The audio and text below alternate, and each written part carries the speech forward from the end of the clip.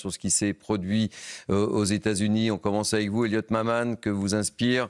Et encore une fois, je le dis, il faut être très, très prudent. Oui, bien sûr. Et d'ailleurs, le FBI n'a pas encore précisé exactement pour quelles raisons il avait décidé d'ouvrir une instruction au motif de terrorisme. On ne sait pas encore s'il s'agit d'un acte de terrorisme interne, international, s'il s'agit véritablement d'un acte de terrorisme. On ne sait pas quelles peuvent être les ramifications dont l'auteur de cet acte a pu bénéficier ou non. Il y a également tout de même une grande incertitude par rapport à la camionnette qui lui a servi au cours de cette opération, de cet acte, puisque cette camionnette était donc immatriculée au Texas, alors même que l'individu, de manière confirmée, habitait dans le quartier où s'est produit l'attaque, c'est-à-dire à la Nouvelle-Orléans. Et évidemment, cette information vient s'imbriquer en plus dans un message un peu perturbant que Donald Trump a publié sur son réseau social, le réseau social Truth, où il liait directement cette attaque, cet attentat à l'immigration illégale, alors même qu'aucune source officielle n'a pu étayer la moindre information allant dans ce sens. Et donc, naturellement, cela interroge encore plus la raison pour laquelle cette voiture immatriculée au Texas se trouvait ainsi à la Nouvelle-Orléans. Est-ce qu'elle pouvait venir précisément de réseaux qui sont frontaliers avec le Mexique pour l'immigration illégale et qui ainsi a été utilisée, ou est-ce que simplement il s'agissait d'une voiture qui a été louée, ou encore d'une voiture qui appartient à un Texan qui a agit en concordance et en cohérence avec l'auteur de cet attentat? Ce sont tous les éléments à l'heure actuelle qui alimentent l'enquête et dont il faudra que nous disposions de réponses pour en savoir plus sur ce qui s'est exactement passé. Jules Torres, Elliot Maman l'a évoqué, hein, cette communication qui nous a un peu interpellé, celle de Donald Trump, hein, qui donc associe l'immigration à cette attaque. Et puis, on écoutera Joe Biden qui s'est exprimé, mais de manière très prudente avant de s'envoler pour Camp David. Là, on assiste à deux formes de communication et on comprend bien l'enjeu, hein, puisque l'immigration, c'était un enjeu majeur dans la campagne aux États-Unis. Hein. Oui, on voit bien que là est en train de se créer le débat que l'on va avoir dans les prochaines heures et dans les prochains jours. C'est-à-dire qu'on a une administration sortante, celle de Joe Biden, qui va quitter le pouvoir le 20 janvier. Elle va être remplacée par Donald Trump et son administration qui veut quasiment faire une révolution, hein, que ce soit du côté de la CIA, que ce soit du FBI, que ce soit dans l'État profond. Hein, ce sont les mots, ce ne sont pas les miens. L'État profond, c'est le véritable ennemi de Cash Patel, la personnalité qui va prendre le pouvoir du côté du FBI. Et on voit très bien que l'administration Trump, il veut placer un sujet dans ce drame, c'est la question de l'immigration illégale. Pour l'instant, on a assez peu d'informations. Ce qu'on sait, c'est que le pick-up était immatriculé au Texas. On sait que le Texas et la Nouvelle-Orléans sont proches, que les frontières sont des passoires. Donald Trump, il a gagné les élections américaines sur ce sujet de l'immigration. Donc évidemment, même s'il a été élu, il va vouloir à nouveau placer ce sujet-là. Si ces informations sont vraies, ça lui donnera raison finalement. Cette personnalité, ce délinquant étranger n'avait rien à faire aux États-Unis. En revanche, si c'est erroné, ce sera la première faute politique pas quinquennat, mais pour le coup d'un nouveau mandat, qui commencera assez mal et par une fake news. Paul-Antoine, quel regard portez-vous sur ce qui s'est produit aux États-Unis et sur ces deux techniques de communication? On n'est pas trop surpris au final non plus, hein, quand on connaît les deux hommes. C'est évidemment atroce, hein, ce qui se passe. Après, malheureusement, avec ce qui s'est passé en Allemagne il y a un peu plus d'une semaine, et ça, en fait, on voit que le terrorisme est de retour. Malheureusement, on a vu une petite brève. Hein, la France avait connu une grosse vague, on avait eu une petite accalmie et malheureusement le terrorisme est de retour. Pour moi, on ne sait rien de la motivation, c'est une évidence. Par contre, c'est un fait, c'est un acte terroriste. Quand vous prenez une voiture et que vous rentrez dans la foule et que vous tirez ensuite sur la police avec un fusil d'assaut, c'est du terrorisme. En revanche, la motivation, ça, on ne la connaît pas encore. Non, on ne la connaît pas. Bien d'accord. En revanche... Et il y a un point presse ce soir. Oui, non, mais c'est ça. Donc ça, je ne commenterai pas là-dessus. Par contre, malheureusement, le terrorisme refrappe à la porte. Et ça c'est atroce. Après, sur Trump, je suis un peu surpris dans le sens où, en fait, il a gagné. Donc, comme disait... Donc il n'a rien à gagner. Il a tout à perdre, parce que s'il a raison, dans ce cas-là, il aurait pu attendre un jour ou deux. Alors CNN dit qu'il est actuellement briefé par le FBI et que finalement, il a plus d'informations que les médias et que nous sur ce plateau. Est-ce que c'est vrai? Est-ce que c'est faux? Ça, on le verra dans les prochaines heures. En tout cas, ça paraîtrait étonnant que le nouveau président élu aille sur ce point qui est un point brûlant sans avoir d'informations très concrètes. Et puis, il faut rappeler, je suis complètement d'accord avec ce que vient de dire Jules Torres, déjà, il a forcément des Mathieu Hoc. informations. Et puis surtout, ce qu'il faut rappeler, c'est qu'après chaque attentat, après chaque mass shooting, les démocrates également aussi repolitisent les sujets. C'est toujours l'occasion de mettre sur la place certains débats. Moi, je reprends par exemple l'exemple de 2019, les attentats d'El Paso et de Dayton. Ça a été l'occasion pour les démocrates, très rapidement, après les événements, de mettre sur la table des débats comme la place du suprématisme blanc, la place également des armes, et de faire le débat sur les armes à feu. Et il n'est même pas incohérent aujourd'hui qu'avec l'affaire qu'on commente actuellement, que les démocrates puissent aussi encore relancer une pièce dans la machine sur ce débat, sur le second amendement et sur le port d'armes. Donc à partir du moment-là, puisqu'il y a effectivement le terroriste ou la personne qui est présumée coupable, va effectivement tirer aussi, il y a eu des coups de feu qui ont été entendus et qu'il a tiré sur la foule. Donc à partir de ce moment-là, il est aussi naturel qu'aux États-Unis, quand vous avez de ce type d'événements qui sont des événements tragiques, douloureux, pour la famille, pour les Américains, que les responsables politiques puissent essayer de donner des explications le plus rapidement possible, puisqu'on est passé dans une ère de l'information immédiate. Durant cette heure sur Europe 1 et sur CNews, on va essayer de vous éclaircir, de vous donner un maximum d'informations avec nos équipes sur le terrain, nos envoyés spéciaux, nos invités et les témoignages. Nous sommes avec Mathieu Langlois, ancien médecin en chef du RAID. Merci Mathieu Langlois d'avoir accepté cette invitation ce soir. Quelles sont les difficultés? Je voulais absolument vous avoir là-dessus quand on intervient sur ce genre de scène dans un tel contexte qu'on a hélas connu chez nous en France, je le rappelle, avec l'attentat à Nice. Exactement. Bonjour, merci pour votre invitation. Moi, je suis évidemment, comme à chaque fois, et Christian Proutot, je crois qu'il est sur votre plateau, connaît ça aussi parfaitement. C'est toujours des scénarios compliqués. Alors, on peut déjà parler en tout cas de tueries de masse ou en tout cas d'attaques de masse qui font de très nombreuses victimes et le bilan malheureusement risque d'évoluer. Et à chaque fois, les scénarios sont toujours presque de plus en plus complexes avec, on l'a vu en Allemagne il n'y a pas longtemps, le véhicule qui est utilisé comme une arme et c'est décrit comme un process de tuerie de masse. Mais là, c'est encore même plus complexe parce que on devine que le scénario était de pouvoir utiliser plusieurs types de menaces, la voiture, mais aussi, la camionnette, mais aussi une arme à feu. Et j'ai entendu parler d'explosifs. Et donc tout ça, évidemment, c'est très complexe pour les services qui vont intervenir.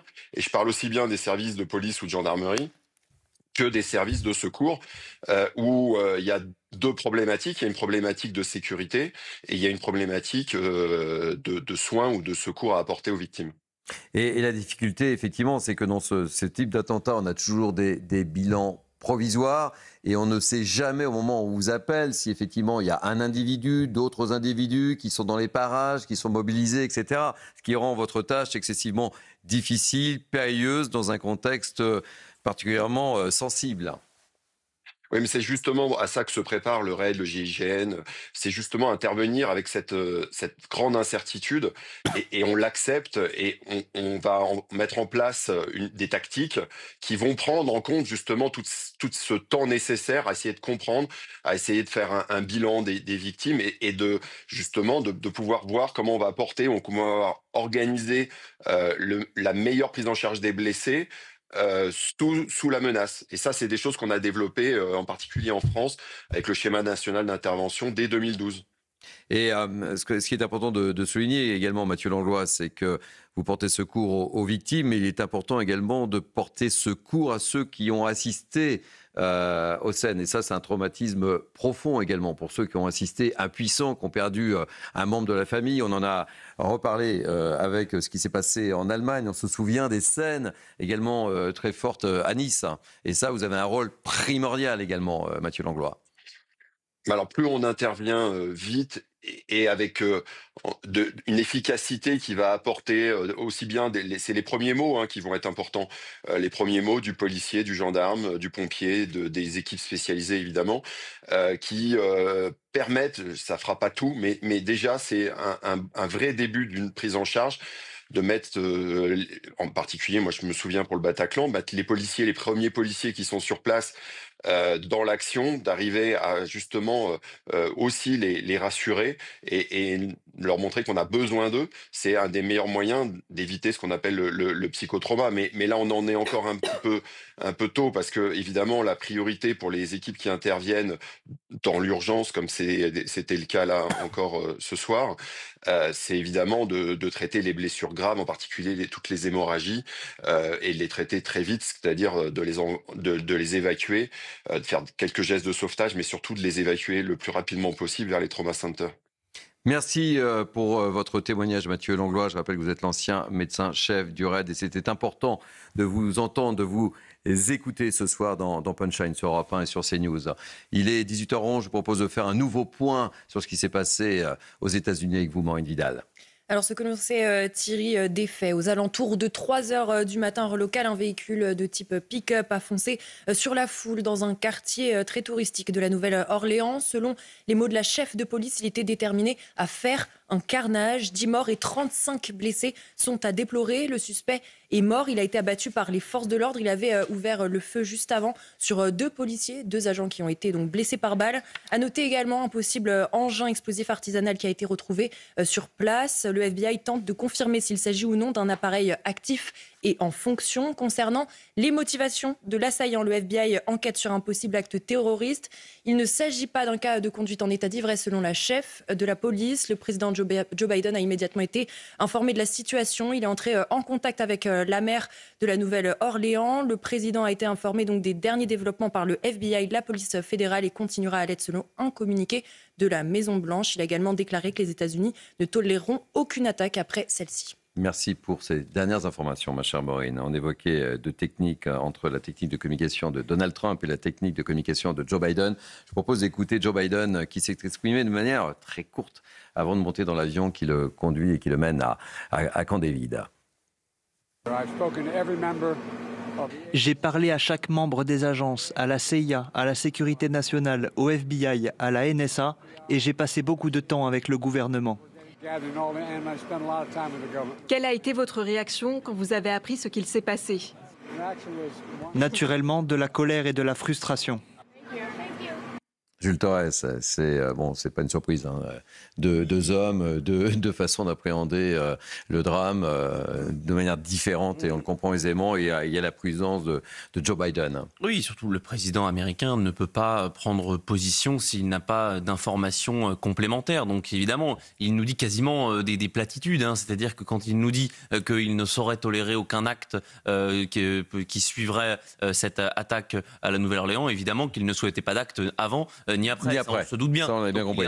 Il est un petit peu obligé de faire du commentaire sur du vide en disant qu'il a mobilisé les chefs de la police, en nous disant qu'il a mobilisé le gouvernement et que la CIA et le FBI sont vraiment très mobilisés pour non seulement connaître les motivations, les objectifs, qu'est-ce qui a péché. Hein. Il y a cette question de renseignement. On sait que les dernières semaines et les derniers mois nous ont montré que les services de renseignement américains avaient des failles. On a notamment parlé beaucoup de la triple tentative d'assassinat contre Donald Trump. Donc là aussi, il va falloir tirer des enseignements, car on ne peut pas mobiliser des forces policières en permanence. On ne peut pas mettre des blocs de béton dans toutes les rues. Je parle sous, évidemment, le contrôle de Christian Proutot. Mais donc on voit très bien qu'il y a beaucoup de sujets qui vont être dans l'actualité ces prochaines heures et il y a des coupables qu'il va falloir nommer. C'est vrai que Christian Proutot, le moindre événement festif, je l'évoquais ce matin quand on évoquait le bilan sur notre sol. Vous savez toujours que le soir du réveillon, il se passe toujours des incendies, etc. Et on le déplorait en fait. C'est-à-dire qu'aujourd'hui, en 2025, je dirais en 2024, mais nous sommes en 2025 et on voit bien que 2025 commence sur le même base que 2024. On ne peut pas festoyer tranquillement, célébrer un événement sans haute protection, et on le sait, le risque zéro n'existe pas. Oui, Christian, c'est pour ça que je voudrais que, puisqu'on parle de cet attentat, il faut qu'on raisonne à l'aune de ce qui se passe aux États-Unis en matière de gestion policière. Chaque État a sa propre police, elle est complètement indépendante. Ils gèrent leurs problèmes et ils ont surtout pas envie que l'État fédéral intervienne. ça crée un problème. Et on l'a vu dans les attentats qui étaient évoqués contre M. Trump. C'est la rupture qu'il y a dans un système qu'on appelle système de cercle, on peut mettre en place en France, parce que vous avez une gendarmerie nationale, une police nationale. Donc il est possible, quand l'État le veut, avec ses ministres, d'imposer un certain nombre de schémas. Aux États-Unis, c'est pas du tout comme ça. Or, nous, on en fait l'analyse, et on le voit bien en parlant d'une politique qui pourrait être reprochée à M. Biden par M. Trump dans le cadre politique, sur la sécurité de l'ensemble du pays, ce qui est complètement fou, puisque l'ensemble du pays a 50 États, et que chaque État est responsable de la sécurité dans son État. Par contre, effectivement, on peut reprocher au niveau du renseignement et au niveau des enquêtes qui ont pu être menées en amont et préventivement, une incompétence du service fédéral, comme le FBI, ou de la NSA, ou de la CIA, au niveau international. Mais on n'est pour le moment là, pas dans ce cas-là. En dernier recours, quand tout a failli, il vous reste les mesures barrières essentielles. Quand on sait que le rassemblement de foule peut être un objectif, on doit mettre en place des éléments pour protéger des citoyens à pied, même d'un véhicule fou, pas forcément d'un véhicule avec une intention initialement de tuer.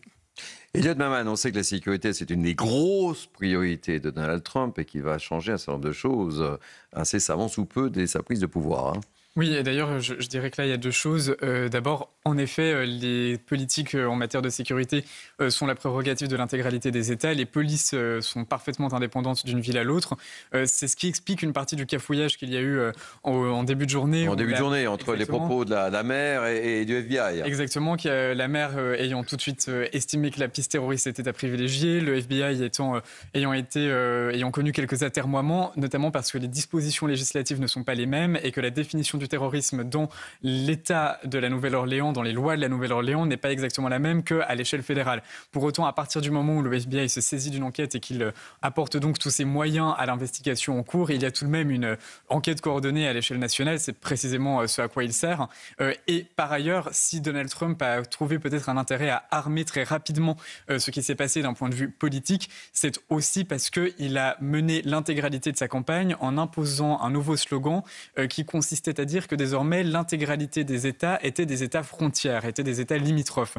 Ça peut paraître un peu ridicule puisque naturellement il n'y a que deux pays qui touchent de manière directe les États-Unis et que l'intégralité des États ne sont pas contigus de ces différents pays. Et pour autant, dans la presse conservatrice désormais, vous retrouvez ces éléments de langage qui étaient celui de Donald Trump, qui consiste à dire que tous les États sont des États limitrophes et en un sens, le fait qu'une voiture qui a vraisemblablement, selon des informations de Fox News, passé la frontière il y a 2 jours entre le Mexique et le Texas, se soit retrouvée impliquée dans une affaire criminelle ou terroriste à la Nouvelle-Orléans, peut, selon Donald Trump, appuyer le récit qu'il a cherché à présenter. Et c'est évidemment dans le contexte de clivage politique sur la question migratoire que l'on connaît à l'heure actuelle aux États-Unis, quelque chose qui va servir les républicains, ou du moins qui a pu présenter un intérêt. Mais il prend un risque, Elliot Maman. On l'évoquait avec Jules Torres, il prend un risque. Absolument. Sauf que, visiblement, selon vos informations, Jules Torres, ça ne va pas les vôtres, mais celles que vous relatiez, c'est évidemment, il est informé. J'ai quelques sources, mais quelques sources. FBI. Ah oui, bah, évidemment. Mais ce que disaient les journalistes de CNN, nos confrères américains, c'est que Donald Trump, sans doute, était briefé heure par heure, minute par minute, par le FBI et par ses propres sources. Il faut savoir que Donald Trump, il a été président, donc il connaît par cœur les membres de l'administration, même celle qui est présente dans l'administration Biden. Il connaît des gens au FBI, il connaît des gens à la CIA, il connaît des gens dans les institutions locales de la Louisiane et plus particulièrement à la Nouvelle-Orléans. Donc évidemment, il doit avoir des informations. La question, c'est est-ce que ce qu'il nous dit cet après-midi, ce matin aux États-Unis, est vrai? Si c'est faux, il va commencer son quinquennat par une fake news. Ce serait pas beau. On va retrouver Claude Moniquet, notre spécialiste terrorisme. Bonsoir Claude Moniquet, merci d'être avec nous ce soir et sur Europe 1 et sur CNews.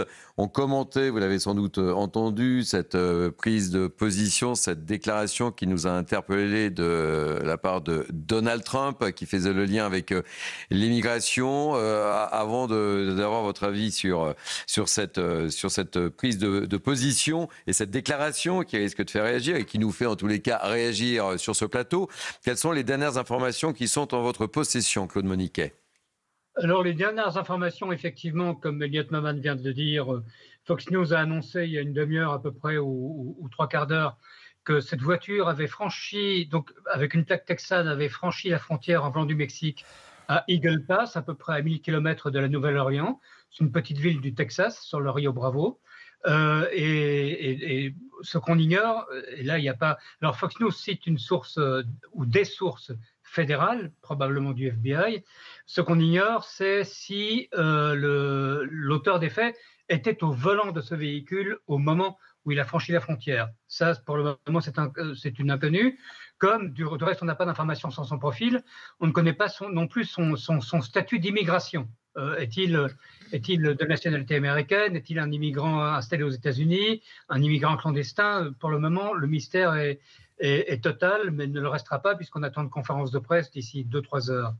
Ce qu'on sait également, c'est que le FBI est à la recherche de complices éventuels, mais ça ne veut pas dire qu'il y a des complices. C'est une mesure de précaution et d'enquête normale. Il y a eu quelque chose qui est considéré aujourd'hui comme un attentat terroriste, donc il est logique d'essayer de déterminer le plus rapidement possible si l'individu a agi seul ou avec des complices qui pourraient éventuellement passer eux-mêmes à l'acte. Et enfin, il y a des informations sur les mesures de sécurité qui entouraient la Bourbon Street.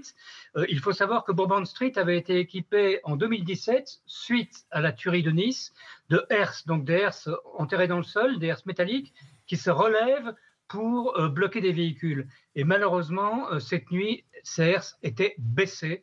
Et il n'y avait que des barrières nadar, des petites barrières métalliques, qui ont été pulvérisées par le véhicule, qui auraient probablement été arrêtées si les herses avaient été relevées. Alors Jean-Marc Morandini, que nous avions en direct de Miami, nous a annoncé que c'était une volonté de la mairie, puisque hier soir c'était un moment festif. Oui, mais moment festif, ça n'empêche pas, on l'a vu quand même souvent en Europe, et même aux États-Unis d'ailleurs, où j'ai assisté à pas mal de choses, les moments festifs n'empêchent pas une protection. Et là, on a quand même du mal à comprendre. Je veux dire, ce sont des rues qui sont essentiellement envahies par une foule piétonne quand il y a des événements comme cette nuit de la Saint-Sylvestre. Il y avait quelques véhicules qui pouvaient circuler, mais on voit assez mal en quoi les herses auraient pu gêner la foule piétonne. Et il était quand même facile d'interdire aux véhicules de circuler dans cette rue pour quelques heures ou pour une nuit. Donc cette explication, quand même, il est très clair que sur les manquements de la sécurité, à minima, la mairie et peut-être les services fédéraux, mais surtout la mairie, et l'État de Louisiane probablement, devront s'expliquer dans les jours à venir. Quelles sont les pistes possibles, Claude Moniquet? Ben, les pistes possibles, je souscris à ce qu'a dit Jules Torres il y a une heure. Il y a la possibilité effectivement d'avoir un individu qui est simplement entre guillemets, un anti-système, quelqu'un qui en veut à l'État fédéral pour une raison, ou à la municipalité de la Nouvelle-Orléans pour des raisons X. En dehors de cette piste, il y a 3 possibilités. Celle d'un dément, mais ça semble quand même peu probable, étant donné ce qui commence à émerger, cette voiture texane qui passe la frontière mexicaine, etc. C'est un peu compliqué peut-être pour la piste du dément. Les 2 pistes qui restent sont celles de l'islamisme, ce qui est possible évidemment, surtout si c'est un individu qui venait effectivement de l'extérieur. Et puis bien entendu la piste de l'ultra-droite américaine. Il y a des courants aux États-Unis dans l'ultra-droite, qu'on appelle par exemple des accélérationnistes, dont la théorie est de répandre le chaos en pensant que le chaos va amener à une guerre civile qui permettra de nettoyer les États-Unis des homosexuels, des noirs, des juifs, de tous ceux qui n'étaient pas à bord dont les ancêtres n'étaient pas à bord du Mayflower au XVIe siècle. Donc c'est une des possibilités. Il y en a 2, clairement, islamisme ou ultra-droite suprémaciste. Claude Moniquet, vous le savez par cœur, nous le savons tous, lorsqu'il y a un acte islamiste, il y a généralement une revendication quelques heures après. Et ça aussi, ça sera un élément de réponse important. Pour le moment, rien. Alors, ce sera un élément de réponse. Alors, quand même, il faut remarquer qu'on n'a pas toujours une revendication islamiste et on ne l'a pas toujours immédiatement. On a été habitué à l'avoir assez rapidement. Mais effectivement, si c'est un attentat politique lié à l'islam radical, il n'a de sens que s'il est soutenu par de la propagande, par des revendications, par des publications sur les réseaux sociaux. Par exemple, on n'avait pas vu de publication après l'attentat de Magdebourg, ce qui avait assez rapidement mis du plomb dans l'aile de la piste islamiste, ce qui a été confirmé par la suite par l'Internet. Donc on va voir. Mais ce qui va être essentiel surtout, c'est l'étude évidemment du profil de l'individu. À l'heure qu'il est, il est évident qu'il a été identifié. À partir de ce moment-là, on va pouvoir perquisitionner son lieu de travail s'il a un travail, son domicile, saisir sa téléphonie, saisir son informatique. Et l'exploitation de ces supports téléphoniques informatiques permettra de savoir quel site il suivait, quelles étaient ses opinions, quels étaient ses contacts, s'il y a des liens avec des groupes constitués et s'il a des complices. Mais cela, il faudra quand même encore quelques heures pour qu'on ait des précisions sur ce point. Et deux mots, Claude, sur la nature de ce quartier. C'est un lieu très festif, mais il est important de le rappeler aussi. Oui, c'est un lieu. Alors, je connais bien le quartier français parce que j'ai été 2-3 reprises à la Nouvelle-Orléans. C'est un lieu très festif, effectivement. C'est un lieu dans lequel il y a beaucoup de bars, il y a des salles de concert de jazz, il y a des concerts de jazz dans des bars ou dans des arrière-salles de restaurants. Il y a aussi beaucoup de clubs gays dans ce quartier, dans cette rue. Donc, ce sont des choses qui peuvent, au-delà du fait que la Nouvelle-Orléans est une ville essentiellement noire, ce sont des choses qui peuvent pencher vers la piste du suprémacisme et de l'ultra-droite. Mais de nouveau, il faut le répéter, on ne le répétera pas assez tant qu'on n'a pas de précision officielle. Il faut rester très prudent sur les pistes possibles et sur les mobiles possibles de l'individu, qui peut être simplement un déséquilibré. Merci pour ces précisions, Claude Moniquet. Je rappelle que vous êtes notre spécialiste terrorisme. Jules Torres, quelques informations circulent. Hein. En tout cas, ce qu'on peut dire, c'est que, a priori, là, dans le camp conservateur et notamment dans les médias conservateurs américains, ils auraient trouvé un suspect avec un nom à consonance islamique, mais qui serait né au Texas et qui aurait même servi dans l'armée américaine. Autre élément, et ça, pour le coup, les autorités ont cherché un petit peu à le cacher. Vous savez, il y avait un drapeau sur le fameux pick-up, un drapeau qui a été, on a mis une bâche dessus, et a priori, c'était un drapeau, et là, toujours selon les médias conservateurs américains, un drapeau de l'État islamique. Voilà, les choses se précisent. Hein. Tout ça est à prendre au conditionnel. Évidemment, à prendre au conditionnel, avec les plus grandes pincettes, mais en tout cas, on voit qu'au fur et à mesure de l'enquête, au fur et à mesure que les heures s'égrènent, les choses avancent et on se rapproche de plus en plus du profil de cette attaque présumée. Elliot Maman et Paul-Antoine, je vous donne la parole dans quelques instants, mais il est quasiment 18h30. On va faire un nouveau point sur Europe 1 et sur CNews sur cette affaire avec vous, Maureen Vidal. Ce que l'on sait, il était aux alentours de 3h du matin, heure locale, quand un véhicule de type pick-up a foncé sur la foule dans un quartier touristique de la Nouvelle-Orléans. Selon les mots de la chef de police, il était déterminé à faire un carnage. 10 morts et 35 blessés sont à déplorer. Le suspect est mort. Il a été abattu par les forces de l'ordre. Il avait ouvert le feu un petit peu plus tôt sur 2 policiers qui ont été blessés par balle. À noter également un possible engin explosif artisanal qui a été retrouvé sur place. Le FBI tente de confirmer s'il s'agit ou non d'un appareil actif et en fonction. Concernant les motivations de l'assaillant, le FBI a ouvert une enquête sur un possible acte terroriste. Il ne s'agit pas d'un cas de conduite en état d'ivresse selon la chef de la police. Le président Joe Biden a immédiatement été informé de la situation et des derniers développements par le FBI, la police fédérale, et il continuera de l'être selon un communiqué de la Maison-Blanche. Il a déclaré que les États-Unis ne toléreront aucune attaque après celle de la Nouvelle-Orléans et on attend une prise de parole, une conférence de presse de la part du FBI et de la police. Et on attend avec impatience les dernières informations. Merci beaucoup Maureen Vidal pour ce point très complet, toujours avec nous pour cette édition spéciale autour de nous, Maureen. Paul-Antoine, Jules Torres, Mathieu Hoc, Elliot Maman et Christian Proutot. Paul-Antoine, je vous donne la parole. Je ne vous ai pas beaucoup donné la parole ce soir et c'est important de vous entendre par rapport au dernier développement qu'on vient d'évoquer. Il y a eu d'une certaine manière une forme de révolution dans le terrorisme aussi. Vous avez connu, M. Proutot, un terrorisme qui était très différent dans les années 70-80 et un terrorisme qui est aussi que les États-Unis connaissent depuis longtemps, mais que nous, on a commencé à découvrir, qui est le terrorisme du loup solitaire. Vous n'avez pas besoin, comme avec Al-Qaïda, et je ne dis pas du tout que c'est lié à Al-Qaïda ou à Daesh. Et on n'a aucune revendication, voilà. soyons prudents, Paul-Antoine, soyons prudents. Non, mais c'est pas ce que je dis, mais ce que je dis, c'est que le terrorisme a changé, et Daesh a, entre guillemets, c'est malheureux, mais un peu lancé une mode d'un terrorisme où vous vous radicalisez en ligne, quelles que soient vos opinions politiques, quelle que soit la raison de votre radicalité, vous vous radiquez en ligne, tout seul. Si vous n'avez pas d'armes, parce qu'en Europe c'est plus difficile d'avoir des armes, mais même là ce qui est surprenant, il avait un fusil d'assaut, il a quand même pris sa voiture. Donc vous prenez une voiture, vous prenez un camion, vous prenez des couteaux, vous prenez ce qu'il vous faut, ce que vous pouvez avoir sous la main pour tuer, et vous faites une attaque terroriste comme ça, qui ne sont pas les attaques terroristes qui étaient organisées, comme il y a eu à Madrid, par exemple, comme il y a eu à Londres, comme il y a eu même à Paris avec le Bataclan. Donc ça, c'est très difficile à arrêter. Les services de renseignement ne peuvent pas, même la toute puissante NSA, peuvent pas écouter tout le monde. Et même s'ils y arrivaient, ils peuvent pas analyser les données de tout le monde. Donc ça, c'est extrêmement délicat. Et c'est une menace qui est pas nouvelle, qui a 5-10 ans maintenant, malheureusement. Et ça, on peut pas en faire grand-chose. Et c'est pour ça que je suis quand même un petit peu surpris. Et pour moi, il a beaucoup de choses à perdre de l'attitude de Donald Trump. Parce que, bon, très bien, disons qu'il a raison, ce qui est pas sûr encore, mais disons qu'il a raison. Il aurait pu attendre 1 heure ou 2 avant de le dire.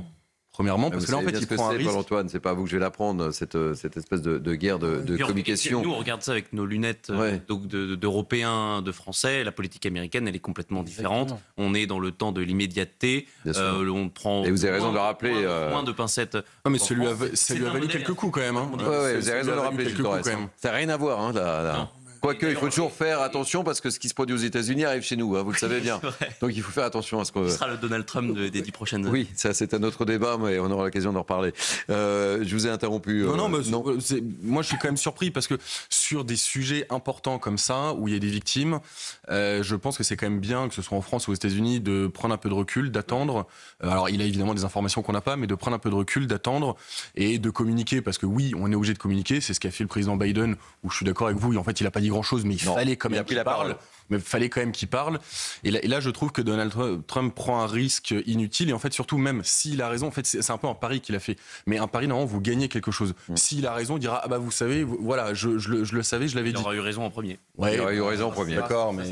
Exactement, Jules Torres. Elliot Maman. Oui, donc en effet, selon Evan Perez, qui est journaliste au service justice de CNN, le suspect était en réalité de nationalité américaine. Il était né au Texas et par ailleurs, il aurait une 40aine d'années. C'est une nouvelle information puisque son âge était inconnu et c'est en cohérence avec les informations de la presse conservatrice américaine que Jules Torres mentionnait tout à l'heure. Donc cela pourrait indiquer que Donald Trump avait en effet tort dans sa précipitation et dans le message qu'il a publié tout à l'heure. Pour autant, ce n'est pas la première fois que Donald Trump commet ce qui semble des erreurs politiques par rapport à la manière traditionnelle de faire de la politique. Ça ne l'a pas empêché d'être élu président de la République. Et on observe tout de même un phénomène de dévotion hallucinant de la base électorale républicaine en faveur de Donald Trump, qui de toute évidence sont inébranlables au moins à l'intégralité des erreurs qu'il peut commettre. D'ailleurs, rappelons tout de même que la posture initiale de Donald Trump est extrêmement surprenante au vu de la base électorale qu'il soutient. Je vous rappelle que les meilleurs scores de Donald Trump sont réalisés dans l'électorat évangéliste ultra-conservateur des États ruraux aux États-Unis. On peine tout de même à voir quelle cohérence il y a entre le caractère parfois un peu vulgaire et très correspondant à certains traits des élites américaines de Donald Trump et ce en quoi son style et sa posture peut plaire à un électorat ultra-conservateur. Donc en réalité, il y a une contradiction dès l'origine même de la création de l'homme politique qu'est Donald Trump. Et donc je ne pense pas qu'on lui tiendra rigueur, ou du moins que sa base électorale lui tiendra rigueur de cette faute qu'il a commise plus tôt dans la journée. Allez, les dernières informations, priorité évidemment au témoignage. On va retrouver Elisabeth Guedel, notre correspondante permanente aux États-Unis. Bonsoir Elisabeth Guedel, vous êtes en direct sur Europe 1 et sur CNews. Que sait-on? Quelles sont les dernières informations à votre disposition? Il y a un débat autour de la sécurisation des lieux, visiblement, du côté de la Nouvelle-Orléans. Racontez-nous, Elisabeth. Ouais, alors, côté de l'enquête, on en saura un peu plus d'ici 1h30 après une conférence de presse menée par les autorités locales. En tout cas, on a l'identité, a priori, du suspect, Shamsuddin Bahar Jabbar, ce serait son nom, A priori, un élu de Louisiane disait qu'il habitait dans les environs de la Nouvelle-Orléans, mais vous l'avez souligné, son véhicule était immatriculé au Texas et le propriétaire de ce véhicule a été identifié comme une personne d'une quarantaine d'années habitant Houston. Donc, est-ce que le propriétaire du véhicule était le suspect? Ça, on en saura plus certainement lors de cette conférence de presse. En tout cas, c'est un véhicule qui est fouillé de fond en comble par les enquêteurs, puisque un engin explosif de type artisanal a été trouvé sur place. Donc, il y a l'agence fédérale spécialiste des explosifs qui est sur place avec le FBI, avec la police locale. Le FBI donc a bien confirmé avoir ouvert une enquête pour un acte de terrorisme, mais on ne sait toujours pas la motivation du suspect. Pourquoi il avait visé cette ville particulièrement touristique? La Nouvelle-Orléans accueille des millions de touristes chaque année pour le Mardi Gras, pour des gros événements sportifs. Le mois prochain, il y aura le Super Bowl. D'ailleurs, le stade qui doit accueillir ce championnat, cette finale très populaire aux États-Unis, finale du championnat de football américain, a été sécurisé là aujourd'hui de façon supplémentaire. La sécurité, évidemment, c'est la grande question de cette enquête. La rue où s'est produite l'attaque, Bourbon Street, était justement en construction. Les barrières un peu artisanales étaient en train d'être changées pour des bornes amovibles en acier inoxydable, beaucoup plus efficaces, qui devaient sortir du sol à la moindre alerte. Donc peut-être que si elles avaient été opérationnelles, ça aurait pu arrêter le véhicule, mais les travaux devaient continuer jusqu'au mois prochain. Donc, manifestement, ces bornes n'étaient pas encore opérationnelles. Beaucoup de questions, tout est sécurisé, mais encore une fois, on ne sait toujours pas pourquoi ce suspect, a priori originaire du Texas, avait visé cette ville de la Nouvelle-Orléans. Merci beaucoup pour toutes ces précisions, Elisabeth Guedel, notre correspondante permanente aux États-Unis. Les choses se profilent, Mathieu Hoc. Ça se profile, et je voulais peut-être revenir d'abord, avant de revenir sur le profil de la personne en cause, sur le débat qu'on a eu autour de la débat politique. On ne découvre pas aujourd'hui que Donald Trump, il fait de la politique, il met en place des sujets sur la table. Le débat sur la répartition des compétences, effectivement, qui est très juste d'un point de vue technique, sur la compétence de la sécurité, relève des États, pas de l'État fédéral, etc. Nous, on a les mêmes débats au niveau en France sur les questions, par exemple, liées à l'Union européenne. Parfois, on va voter sur les élections nationales, les Français votent sur les élections nationales, sur des enjeux comme, je ne sais pas, par exemple, la crise agricole qu'on connaît récemment, sur la politique économique ou la politique monétaire, des compétences qui relèvent de l'Union européenne et pas de la France. Donc ça ne veut pas dire finalement grand-chose. Aujourd'hui, la réalité, c'est que vous avez deux conceptions de la sécurité qui sont globales, puisque les Américains n'ont pas non plus voté que pour le président des États-Unis en novembre dernier. Ils ont voté aussi pour d'autres élections, notamment des élections locales. C'est que vous avez une conception sécuritaire forte placée au niveau des républicains, où on a un Donald Trump avec le mouvement MAGA, Make America Great Again, qui est véritablement ultra dominant au sein du Parti républicain, ce qui était peut-être moins le cas même en 2016. Et puis de l'autre côté, vous avez les démocrates qui d'ailleurs sont clivés sur la question de la sécurité, où il y a un clivage assez fort, assez prononcé. On se souvient, lorsque Kamala Harris est entrée en campagne, certains même, son aile gauche démocrate, trouvaient déjà Kamala Harris trop penchée sur les questions de sécurité, ou Joe Biden trop penché sur les questions de sécurité. Donc ça, c'est des questions qui relèvent de la politique aujourd'hui. Et effectivement, Donald Trump fait de la politique. Ensuite, après, qu'il ait raison ou pas dans son analyse et dans son descriptif, ça ne changera finalement pas grand-chose. Ensuite, après, pour revenir sur l'autre question, sur le profil de la personne, il faut quand même noter que l'arrivée du terrorisme islamiste contre le monde occidental a apporté deux mutations par rapport aux attentats des années 70-80. La première, c'est ce que vous avez très justement rappelé, c'est effectivement le facteur loup solitaire et la radicalisation. C'est quelque chose qu'on observe de plus en plus récemment. Mais vous avez un autre phénomène, c'est le fait qu'il y ait des combattants étrangers ou formés à l'étranger, notamment par exemple les auteurs de l'attentat de Charlie Hebdo étaient passés en Syrie parce que Daesh s'était implanté en Syrie. Or, ce qui a changé entre les années 2010 et maintenant, c'est que Daesh est en grande difficulté au Moyen-Orient, est en grande difficulté en Irak, est en grande difficulté également en Syrie, même s'il y a une renaissance. Et donc ça, c'est aussi c'est un des faits de la politique de Donald Trump, qui a quand même vaincu en partie l'État islamique au Proche-Orient et au Moyen-Orient. Ensuite, après, une fois qu'on a dit cela, on arrive à une situation où vous avez deux conceptions de la sécurité et vous avez celle de Donald Trump qui fait directement, lui, le lien entre la montée de la sécurité, l'immigration et le terrorisme. Ensuite, après, que ce soit juste ou pas, c'est aussi pour cela que les Américains ont préféré Donald Trump que Joe Biden, parce que c'est ce que lui incarne par rapport à Joe Biden. Christian Boutros, j'aimerais vous entendre sur justement les dernières informations qu'on évoquait avec Jules Torres et confirmées également par Elisabeth Guedel sur le profil de l'auteur. Le profil de l'auteur, d'abord, ce qui laisse perplexe, c'est son âge. Il semble 40 ans. 40 ans. 42. Donc, les gens, en général, les gens qui adhèrent à une cause sont plus jeunes. Alors, 40 ans, se découvrir tout d'un coup un objectif à des fins terroristes pour défendre une cause aussi fumeuse soit-elle, laisse perplexe. On l'a vu d'ailleurs à Magdebourg. Celui qui a fait cette action anti-islamique, islamiste, en l'occurrence, il avait plus de 50 ans et il menait un combat à la fois contre l'islamisme et contre l'Allemagne, qui est supposée être l'allié de ces islamistes, en étant lui-même médecin. Là, il faut attendre d'avoir un peu plus d'informations, mais ce qui m'interpelle, c'est l'âge. Et en plus, aller taper là. Parce qu'il faut également se dire qu'en dehors de l'objectif de tuer un maximum de gens, en général, ce que les gens recherchent lorsqu'ils mènent à travers leur délire ces actions, c'est une action qui ait un sens par rapport à l'acte ou la cause qu'ils défendent. Dans ce quartier, en dehors de tuer des Américains d'origine de Louisiane, on ne voit pas tellement l'objectif et ça laisse perplexe sur c'est important ce que vous dites là. La personne. L'objectif, c'est de faire un carnage. Ouais, c'est de faire un carnage.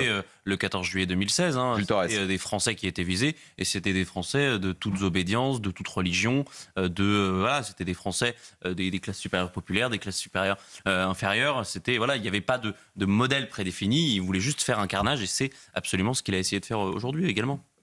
Elliot Maman ? Oui, en effet, il y a quand même parfois une cohérence dans ces divers attentats terroristes qui cherchent à instaurer un sentiment d'insécurité permanent et surtout l'idée que n'importe qui peut être frappé sans véritable motif. C'est ça qui est absolument effroyable. C'est que les personnes qui commettent ces actes-là ont des motivations idéologiques, mais que les personnes qui les reçoivent en sont victimes essentiellement parce qu'il y a une volonté du terrorisme de déstabiliser l'ordre social des États dans lesquels ils s'opèrent. Et je pense que c'est évidemment ce qui est particulièrement frustrant. Il faut peut-être juste faire tout de même une petite précision, me semble-t-il, par rapport à la situation interne aux États-Unis. S'il devait s'agir d'un acte de terrorisme islamique, ce qui à l'heure actuelle, naturellement, n'est absolument pas confirmé. C'est que généralement le terrorisme islamiste est tout de même plutôt un acte exogène aux États-Unis. Les phénomènes d'entrisme tels qu'on les connaît en France, en Europe de manière générale, sont beaucoup moins importants aux États-Unis. L'influence des frères musulmans y est moindre. Il y a naturellement dans les facultés américaines, par exemple, des phénomènes très étranges, notamment liés à l'antisémitisme que l'on a observé ces derniers mois, mais qui sont des dérives idéologiques internes qui ne sont absolument pas alimentées ou fomentées par des organisations terroristes extérieures ou qui auraient une implémentation locale. Et ça, c'est tout de même une différence majeure par rapport à ce que l'on connaît en France. Et donc, quel que soit finalement le profil du suspect, il faudrait tout de même se souvenir de ce point-là avant de faire des projections idéologiques sur ce que l'on connaît ici par rapport à ce qui se passe aux États-Unis. Et vous avez raison de le rappeler. Jules Torres. Élément d'explication peut-être. On est là dans un quartier français de la Nouvelle-Orléans qui a une histoire particulière avec la France. Et qui nous touche. S'il s'agissait d'un acte de terrorisme islamiste, ça pourrait aussi s'expliquer. C'est-à-dire qu'on a eu des attentats en France, les attentats de Nice, on en a parlé, des attentats à Paris. Là aussi, ce serait en tout cas un thème français, une ville dans un quartier français. Ça pourrait être aussi un élément d'explication, encore une fois, si la thèse du terrorisme islamiste était privilégiée et si c'était celle-ci. Je vous donne la parole juste après, Christian Boutot, mais on jouait qu'on fasse un point sur les dernières informations, si ça ne vous dérange pas, sur Europe 1 et sur CNews avec Maureen Vidal. Les dernières informations, je vous donne la parole juste après, c'est promis. Christian Boutot, je m'y engage. Ce que l'on sait, Thierry, concernant les faits, aux alentours de 3h du matin, heure locale, un véhicule de type pick-up a foncé sur la foule dans un quartier touristique de la Nouvelle-Orléans. Selon les mots de la chef de police, il était déterminé à faire un carnage. 10 morts et 35 blessés sont à déplorer.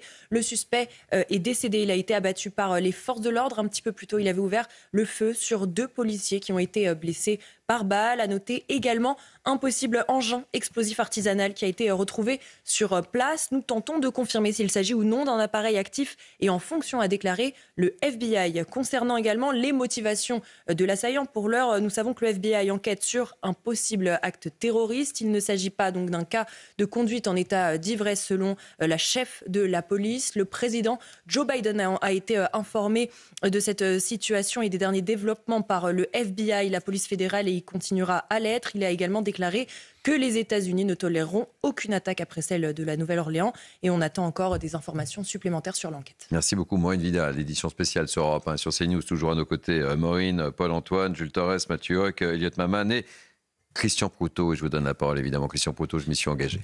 Non, mais je voulais simplement rebondir sur ce qui vient d'être dit par rapport au fait qu'on se confond en conjecture sur quelque chose que l'on ne maîtrise pas, c'est-à-dire l'auteur et ce qui avait dans sa tête, qui semble-t-il a quand même quelques araignées dans le plafond. Ce que je veux dire, c'est qu'il y a un problème de sécurité qui a failli. Ce problème de sécurité, il est de deux ordres. Vous l'évoquiez tout à l'heure, c'est le problème des loups solitaires, dont on sait que le renseignement est souvent inefficace face à eux, quelle que soit l'efficacité de nos services de renseignement. Et on peut se dire que malgré tout, on a fait un super travail avec les JO, avec tous les événements qui ont rassemblé beaucoup de monde en France cette année, mais que par exemple, malheureusement, on l'a vu avec le Bataclan, là on était sourds et aveugles. Nos services de renseignement étaient en état de recomposition, à défaut d'avoir été la moindre faille d'exploiter, décomposition, et qu'on n'a pas vu venir le coup. Mais le problème, il est en aval, quand tout a failli, ce qu'on appelle la théorie des cercles, depuis le renseignement qui est le premier cercle, jusque les 3 niveaux de renseignement, les 3 niveaux d'action. Le dernier, c'est empêcher le franchissement pour protéger la foule. Les explications qu'on nous donne sur ce qui se passe à la Nouvelle-Orléans me laissent à la fois perplexe sur les responsabilités de la mairie de la Nouvelle-Orléans, parce qu'on ne laisse pas une rue devenue occasionnellement piétonne sans protection. Mais oui, c'est ce que disait Elisabeth Guedel, il y avait des travaux en plus qui étaient effectués, quoi. Oui, de mettre des barrières, ou comme ça a été évoqué, des camions de police en travers. Voilà, ça n'a pas été fait. On ne peut pas bloquer toutes les rues non plus. Ouais. Non, mais cette rue en particulier était une rue piétonnisée. Oui, mais dans ce cas-là, je pense je suis d'accord avec vous, mais dans ce cas-là, ils auraient frappé une autre rue. Moi, il y a un point aussi important quand même. Encore une fois, quelle que soit la motivation de cet attentat précis, en règle générale, c'est ce que je disais tout à l'heure. Moi, je vois quand même malheureusement le retour du terrorisme à nos portes aux États-Unis et en Europe. Et ce qui m'inquiète énormément, je suis désolé, mais c'est la chute de Bachar el-Assad. On a des responsables politiques qui étaient ravis. D'ailleurs, certains l'avaient rencontré il y a quelques années, mais ça, ils l'avaient oublié. Dans les prisons de Bachar el-Assad, il y avait évidemment des opposants politiques, c'était inadmissible. Il y avait aussi beaucoup de djihadistes français. Moi, je suis français, ce qui m'intéresse, c'est aussi la France. Il y avait énormément de francophones. On voit des vidéos qui sortent. Ces gens-là, ils vont pas forcément rester toute leur vie en Syrie. Je pense qu'il y a un moment, ils vont malheureusement vouloir revenir chez nous. Et là, quelle est la réponse ? Parce que depuis les attentats du Bataclan, il y a eu beaucoup de réponses sécuritaires. Mais vous savez, les forces de police en général en France font souvent, à 90%, quand on leur laisse le temps et les moyens, un excellent travail. Donc le problème, il peut y avoir un loupé, comme vous dites, sur les 3 cercles, mais globalement, ils font un très bon travail. Par contre, il n'y a pas... on a fait quelques lois, très bien, mais où en sommes-nous de la déchéance de la nationalité ? Ces gens qui sont français vont revenir chez nous. Ça, c'est un débat qu'on avait sous Hollande. C'était pas hier. C'est un débat qui n'a toujours pas été réglé. Donc la France, aujourd'hui, malheureusement, n'est pas prête au futur de ce qui va se passer. Donc ça, c'est quelque chose, moi, qui m'inquiète. Et pour finir, vous parliez tout à l'heure, et c'était assez intéressant, d'une possible revendication. Je pense que, alors il y aura, si c'est la thèse islamiste, encore une fois, c'est pas sûr, mais si c'est ça... Et puis ça prend du temps, ce que disait Claude. Il y aura une revendication, mais là, ça en prendra encore plus de temps, parce que le nouveau maître de Syrie, Al-Jounani, n'a pas forcément envie d'expliquer que ses anciens copains, parce que c'est ça, en fait, maintenant commettent des attentats aux États-Unis. Lui, il a envie de se respectabiliser, de montrer au monde changer son image, de changer son image. Mouvance dans les il y en a beaucoup. Il y en a beaucoup. Donc je pense que la revendication va peut-être pas arriver tout de suite. Il va y avoir des discussions en interne, si c'est le cas, pour dire voilà qui revendique. Je pense que Daesh, eux, auront toujours l'intérêt à revendiquer, mais il y a d'autres factions terroristes qui se disent non, nous maintenant là on arrête un peu là-dessus, on veut se changer d'habit et être un peu plus propre. Je vous ai promis des témoignages également sur CNews et sur Europe 1 pour cette édition spéciale. Je vous propose, j'espère que ça va marcher, d'écouter Joseph Dunn qui est guide touristique à la Nouvelle-Orléans. Écoutez-le. C'est le quartier le plus fréquenté de la Nouvelle-Orléans. C'est un quartier historique. C'est la première ville établie de la Nouvelle-Orléans qu'on appelle le Vieux-Carré. C'est juste sur le Mississippi avec des bâtiments historiques. Il y a beaucoup de bars, beaucoup de restaurants. C'est connu aujourd'hui comme un lieu assez festif et c'est très couru pour le Nouvel An. Il y a beaucoup de Français, beaucoup de Canadiens, beaucoup d'expatriés qui habitent aux États-Unis qui viennent à la Nouvelle-Orléans pour les fêtes. Je pense que la capacité du Superdome, c'est aux alentours de 90 000 personnes. Donc il y a beaucoup de gens qui sont là aussi pour ce match qui attire des équipes de football américain universitaires d'un peu partout des États-Unis. Le tourisme, c'est le moteur économique de la Nouvelle-Orléans. Ça va avoir un effet hyper néfaste sur les revenus de beaucoup de gens. Si les gens arrêtent de venir et si les gens qui travaillent dans le tourisme n'ont pas d'emploi, évidemment, il y a tout ce qui en découle.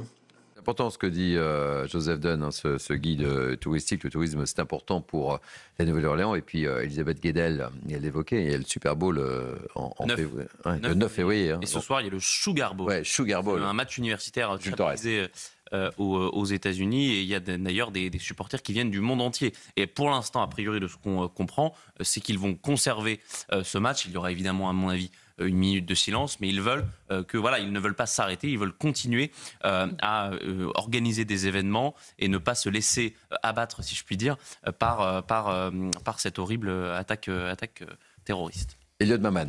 Oui, il peut y avoir quelque chose qui peut sembler très bête à dire, mais ce qui explique aussi une partie de la lenteur avec laquelle les informations nous parviennent, c'est qu'il y a très peu de vacances aux États-Unis, mais il s'avère que les 2 semaines, celle de Noël et du passage à la Nouvelle Année... C'est moins le cas en France. Oui, absolument. Mais alors précisément, c'est intéressant. Il y a plus de vacances aussi. Ces 2 semaines-là sont les seules à être particulièrement observées où la plupart des Américains déposent leur jour de vacances, jour de congé. Et d'ailleurs, il s'est passé quelque chose que même en France, nous n'imaginerions pas ce matin. Sur les diverses chaînes d'information, les matinales n'ont pas été diffusées. Il y avait des rediffusions à la place, précisément puisque la plupart des journalistes sont en congé. La plupart des services, des personnes qui sont dans les autorités des comtés, de la municipalité à la Nouvelle-Orléans, de l'État en Louisiane, étaient également en congé. Évidemment, la politique de maintien de l'ordre était définie en amont. Il y avait une mobilisation massive de forces de l'ordre pour assurer la gestion des festivités sur place. On l'a vu, même s'il y a vraisemblablement eu des failles dans le dispositif de sécurité, il y avait un dispositif de sécurité particulièrement conséquent sur le terrain. Pour autant, le fait que la quasi-totalité des fonctionnaires qui sont normalement en poste et aussi des journalistes soient à l'heure actuelle en vacances explique naturellement une partie de la lenteur avec laquelle les informations nous parviennent, même si naturellement il y a aussi un élément d'explication qui est la prudence qui nous incombe à chaque fois qu'un élément aussi incertain se déroule. Et tout de même rappeler que si le suspect était véritablement de nationalité américaine, comme un nombre de plus en plus important de médias l'indique aux États-Unis, cela n'empêche pas qu'il ait pu être alimenté par une idéologie qui, elle, semble porter une allégeance à un État qui n'est pas les États-Unis. C'est d'ailleurs bien pour cela que le FBI différencie le terrorisme interne et le terrorisme international, et que vraisemblablement l'enquête pourrait plutôt se diriger sur le versant international, bien que toutes les informations qui circulent à l'heure actuelle soient encore parfaitement incertaines. On fait un dernier point avec vous, Mohamed Vidal, dans cette édition spéciale sur Europe 1 et sur CNews sur ce qui s'est produit à la Nouvelle-Orléans. Pour rappel, aux alentours de 3h du matin, heure locale, un véhicule de type pick-up a foncé sur la foule dans un quartier très touristique de la Nouvelle-Orléans. Selon les mots de la chef de police, il était déterminé à faire un carnage. 10 morts et 35 blessés sont à déplorer. Le suspect est décédé. Il a été abattu par les forces de l'ordre. Juste avant, il avait ouvert le feu sur 2 policiers qui ont été blessés par balle. À noter également un possible engin explosif artisanal qui a été retrouvé sur place. Le FBI FBI tente de confirmer s'il s'agit ou non d'un appareil actif et en fonction. Concernant à présent les motivations de l'assaillant, le FBI enquête sur un possible acte terroriste. Le président Joe Biden a lui été informé de la situation. Il est entré en contact avec la maire de la Nouvelle-Orléans. Il a tous les derniers développements par le FBI, la police fédérale, et il continuera à l'être selon un communiqué de la Maison-Blanche. Et enfin, il a déclaré que les États-Unis ne toléreront aucune autre attaque après celle-ci. Et cette information également que l'on redonne, c'est CNN qui donne cette information qu'il y avait donc un drapeau islamiste. A priori, de l'État islamique. De l'État islamiste. Jules Torres. Oui, c'était une des craintes parce que ce drapeau avait été caché après cette attaque qui a eu lieu autour de 3 heures du matin, heure locale. Là, il est à peine midi, il n'est même pas encore midi en Louisiane. Donc on voit bien que l'enquête avance, que les informations s'accumulent. Possiblement, dans la soirée, on aura le profil véritable de ce suspect qui, je le rappelle, a tué au moins 10 personnes et fait des dizaines de blessés. On va rester quelques instants encore ensemble. Juste pour moi, le moment de dire au revoir aux auditeurs d'Europe 1 qui nous écoutaient. Et on les salue évidemment, puisque dans quelques instants, c'est Europe 1 avec Stéphanie Demury que vous allez retrouver. On reste quelques instants ensemble sur CNews. C'est un plaisir, Thierry. Et c'est un plaisir de vous avoir et merci de m'accompagner en ce 1er janvier 2025. Et on dit bye bye aux auditeurs d'Europe 1. Et nous sommes donc toujours sur CNews pour refermer un peu cette page spéciale. Elliot Maman, c'est quand même un acte particulièrement grave qui s'est produit à la Nouvelle-Orléans. Oui, de façon indéniable et par ailleurs un acte traumatisant, vous l'aviez mentionné tout à l'heure, mais les personnes qui ont assisté à cette action, à cette scène, ont tout de même vécu un passage à la nouvelle année assez effrayant, d'autant plus qu'on l'a déjà dit, mais il y a eu un afflux touristique assez important et particulier aujourd'hui, puisqu'il y a une compétition sportive dans le cadre du Super Bowl qui se tiendra ce soir, qui vraisemblablement devrait être maintenue, ce qui semble indiquer que le FBI est tout de même confiant quant à la non-possibilité de réplique dans les heures à venir.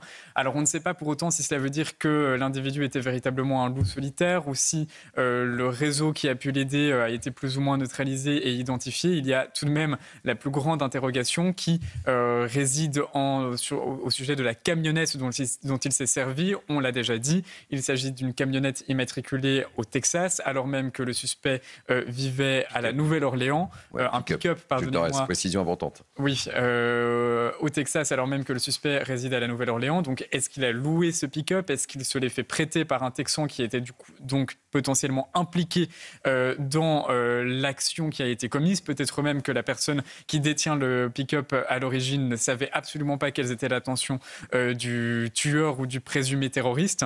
Et on ne sait pas non plus quelle est l'implication de réseaux d'immigration illégale dans l'intégralité de cette affaire, puisque des sources du FBI concordantes ont déclaré à Fox News, qui a révélé cette information, qu'il y a 2 jours, le pick-up a été identifié en train de franchir la frontière entre le Mexique et le Texas, au point de passage d'Eagle Pass, ce qui est tout de même une information intéressante au vu des déclarations de Donald Trump, qui a immédiatement lié cet acte à l'immigration illégale. 2 mots de conclusion, Jules Torres. Ce qu'on peut dire, c'est que s'il s'agit d'un criminel étranger de l'État islamique, ce terrible événement, ce terrible drame, eh bien, ce sera la dernière chose que l'on retiendra du mandat de Joe Biden, et ça pourrait être terrible. C'est sans doute pour ça que Donald Trump appuie très fort cet après-midi. Ça sera le mot de la fin. Merci à vous de m'avoir accompagné. Merci Paul-Antoine, merci Jules Torres, merci Mathieu Hoc, merci Elliot Maman, merci Christian Proutot, merci à l'équipe qui m'a entouré pour préparer cette édition spéciale. C'est important, Déborah Smadja, David Poujol, Céline Génaud, Jérôme de Bouillon, Alexis Prince, Héloïse Tertrais, Maureen Vidal pour l'information.